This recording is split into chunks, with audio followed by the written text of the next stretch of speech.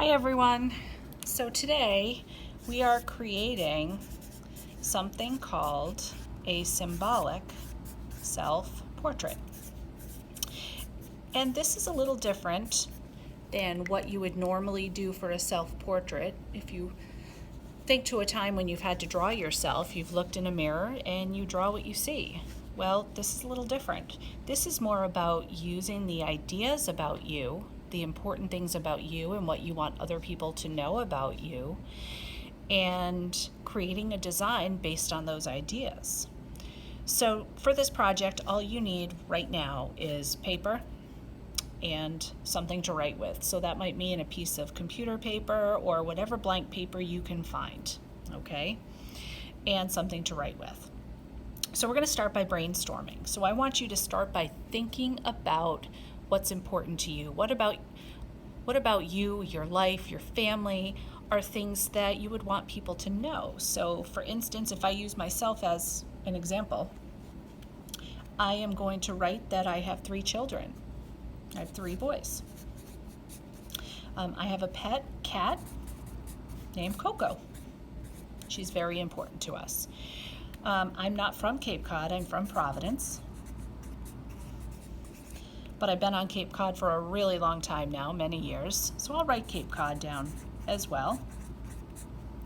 I'm Irish. That's part of my heritage, and French Canadian. But I could get into different things like foods I like to cook and music I enjoy and other activities that take up a lot of my time. But I can get into, let's say, maybe there's another language that's spoken in my house, or maybe I'm from a different country. So those are the types of things you can include here of those important things about you. And I'd like you to come up with at least 10 items. 10 items for that. Then I want you to come up with some adjectives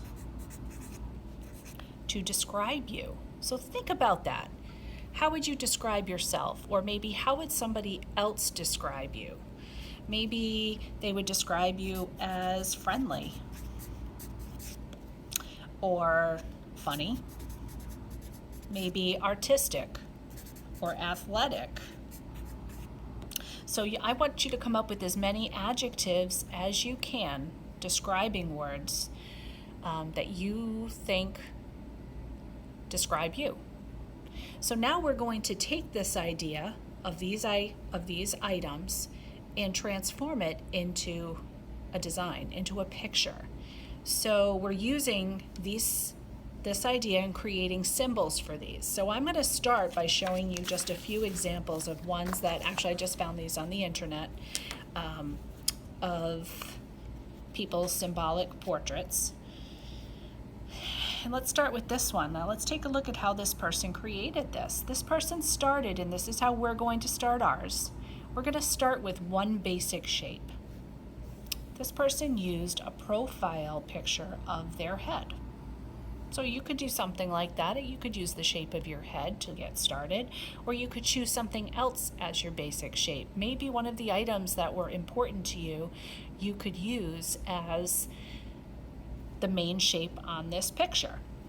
Like maybe the shape of your pet. You could do that. Or maybe if you're into music, maybe you'll use a big musical note as your first shape.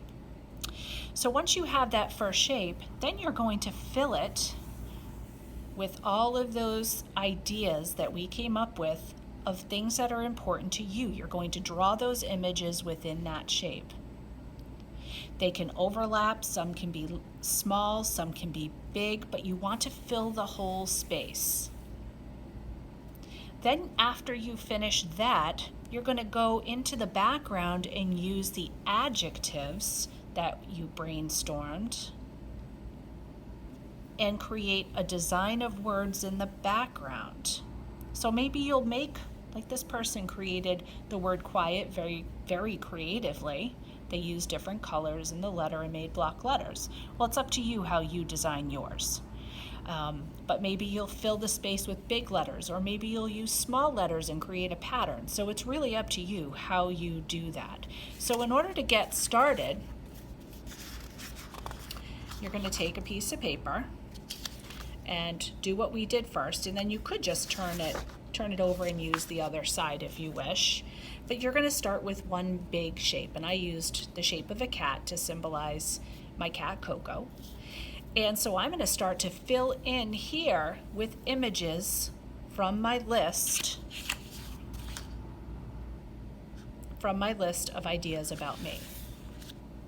And then when I'm done with that, I'm going to use the adjectives that I had and start to fill the background around my cat in all of the spaces. So in the end, the entire area, the whole composition of the paper is thought of, is completed. So let's just take a quick look at a couple of others that were around. For instance, this one. Again, it's a profile shape with drawings included in here and words around the face. And some of these don't have words around. I just wanted you to see how different each one could be. This person didn't start with the shape of a head. They started with a different shape and added images of all different things within that shape and different designs. They got very creative with that, and they didn't do the letters on this one. And this one's a tough one to see. This one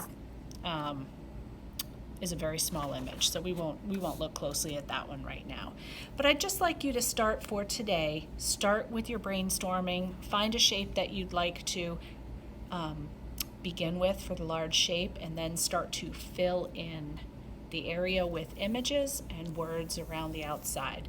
The order in which you do that is up to you. So have fun with this. This is not a one-day project. This is going to take a few days. All right, have fun with this.